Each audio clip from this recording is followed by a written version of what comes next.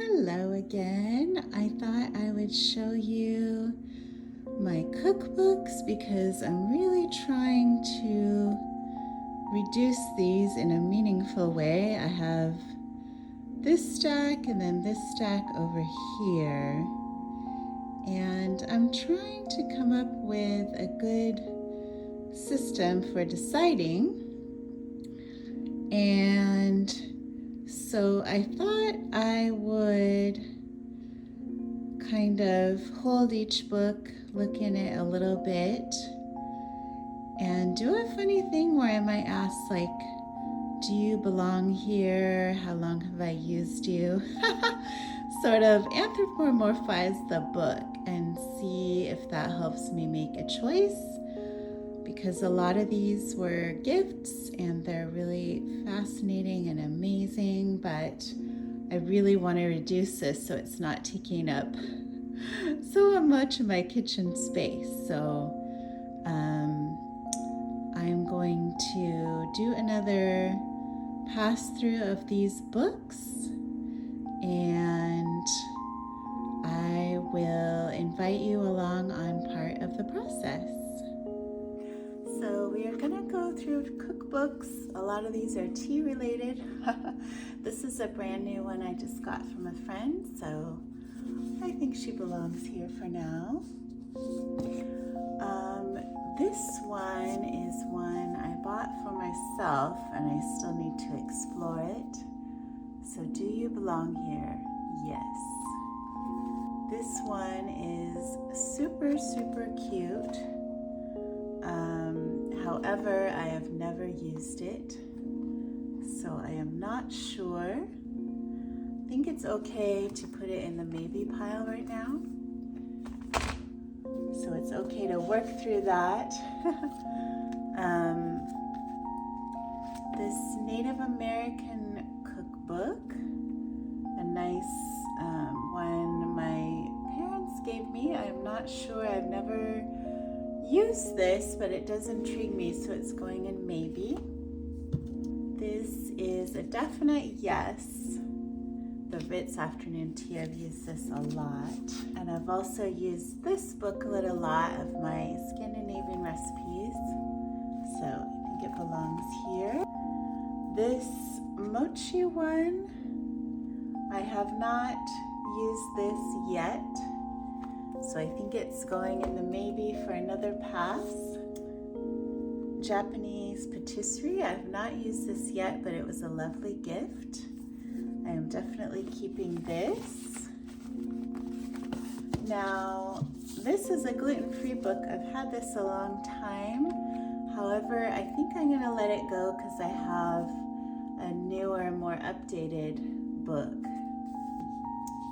This one, Tea and Sweets, I got this a little while ago, and it does have some great stuff. So I'm gonna maybe categorize these, and I have these ones are all tea related, so I'll keep these in a pile. This is patisserie, Scandinavian, okay. And this is another one that I got as a gift last year, but I have not tackled the recipes in here, so I want to give that a go. Charms of Tea, this is a classic. I've used so many recipes in here, so it has to go in my tea section. Afternoon Tea, this is also a classic I've used. The Downton Abbey, I love this one. So that's on my tea pile. This Nordic baking book, I have used this a bit. This is a very, very old cookbook. Gosh, I think it's from the 20s or 30s that my folks gave me, and this is amazing.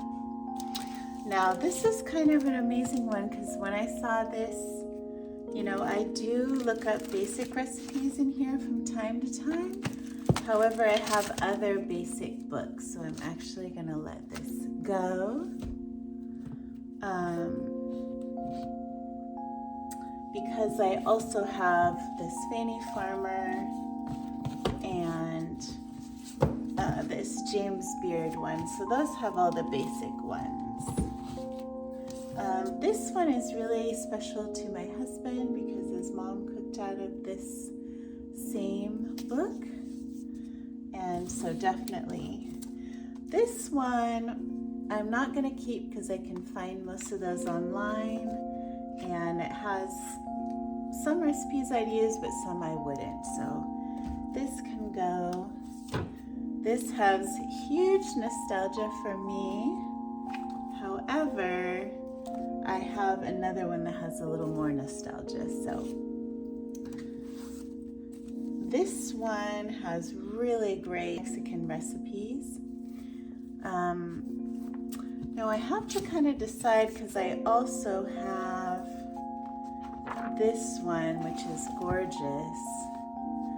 So I'm going to put this in the decide between those two because I think just having one really good Mexican cookbook is enough. This one, this entertaining one, I have a lot of good memories from this, and it has a lot of great recipes I've used.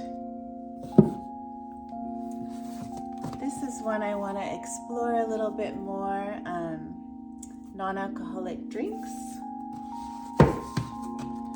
Sourdough Bible, I use this every single week. In fact, I need to get that out to use.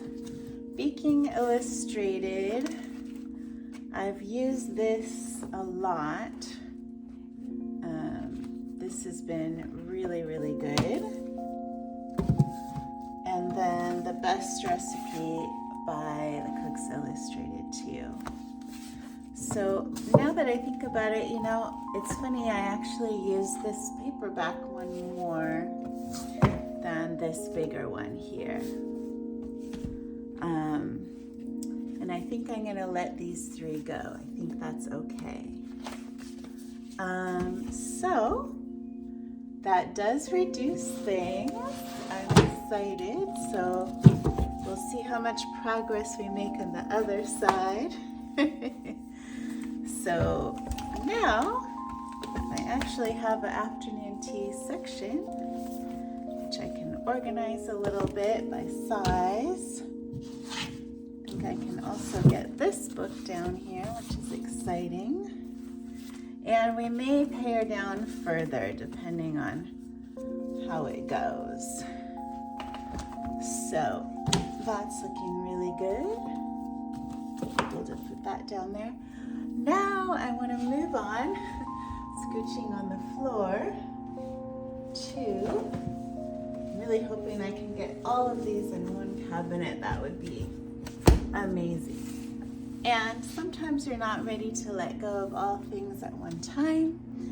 I am happy that I have this whole pile that's going away, so that's good.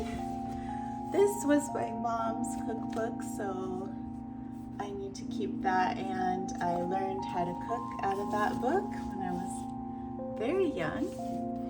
This is a new one that I just got, so I'm actually going to put it over by the reading chairs there.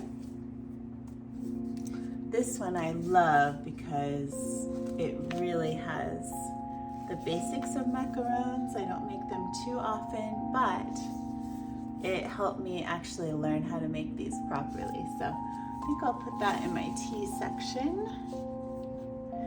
This one I absolutely have a lot of fun with, but I haven't made too many of the recipes, and what I have made, I can find that online. Otherwise I might make just one copy of a recipe I've found in there. So let's move on. This is also a new one I just got, which is a lot of fun older time recipes. So I think I'll keep that in the pastry section. This one I know my husband loves. So I think I'll keep that down here if I have room. I hope. Okay. Oh, it's getting tight. Okay. Well, I will keep it up here for now. This is funny. This is a recipe I actually wrote myself. And I only have this one copy, so I need to keep that. This is the gluten-free one I'm keeping. It's a beautiful book a friend gave me, and I want to learn those more patisserie-like gluten-free recipes. So I'm down to just a little bit. This is one I really want to learn from too, so I'm going to put that in the baking section. So this is interesting. I have both of the Julia Child books, very classic. And then this is a zero waste cookbook, which I thought was really, really cool. And I'm also on a mission not to waste too many things. So it has great ideas to use up little bits of things. So I need to figure out a way to keep all those down there. I have some work to do, but looks like I'm almost to one cabinet. Yay! So this is really special. This is an Alinea cookbook. It's a famous restaurant in Chicago. We went many years ago. I think it was 2018, and we had a very memorable meal, and my husband was sweet to get me this cookbook. And of course the recipes are crazy complicated, but it's really fun to look at. So I'll keep that one. I'm gonna keep working in here to see how I can maybe pare this down further. And yeah, because I'm concentrating on having one book area here. So I'll let you know how it goes and show you a final photo of that. Thanks for joining me.